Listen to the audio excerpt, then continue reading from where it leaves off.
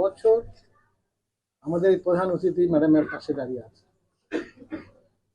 আপনারা জানেন যে আমরা এই 3 বছরে প্রায় 10 বার ম্যাডামকে এভার কেয়ার হসপিটালে ভর্তি করাতে হয়েছিল এবং মাসের পর মাস তিনি সেখানে চিকিৎসাধীন ছিলেন। আমাদের আজকে প্রধান অতিথি প্রতিটি মুহূর্ত, প্রতিটি রাত তার সঙ্গে কাটিয়েছে, যেটা আমরাও পারি না। আমরা এই জালিম সরকারের কাছে 16 বার নিবেদন করেছিলাম ম্যাডামকে নিয়ে আসার জন্য, আমরা অনুমতি জানি, কিন্তু আজকে কি হয়েছে। আমি সেই শ্রদ্ধাভাজন প্রধান অতিথির প্রতি আমিও নিজেও শ্রদ্ধা জ্ঞাপন করছি এবং আপনারা উপস্থিত যারা আছেন সবাইকে ধন্যবাদ জানাচ্ছি, যার উদ্দেশ্যে আজকে আপনারা এই অনুষ্ঠানের আয়োজন করেছেন।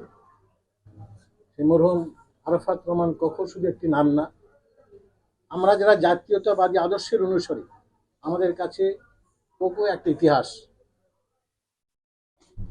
আপনারা নাসিম ভাই, আজাদ ভাই সহ অনেকে বলেছেন আরাফাত রহমান কোকো মৃত্যু স্বাভাবিক না, তাকে পরিকল্পিতভাবে হত্যা করা হয়েছে।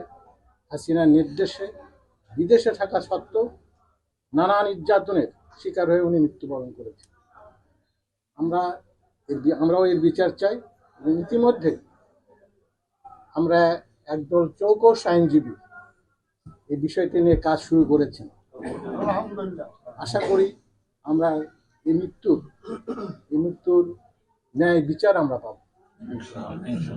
আপনাদের স্মরণ আছে 2015 সালে যখন মালয়েশিয়াতে কোকো সাহেবের মৃত্যু হয়, তখন আমাদেরকে আমি সহ গুলশান কার্যালয়ে বন্দী করে রাখা হয়েছিল।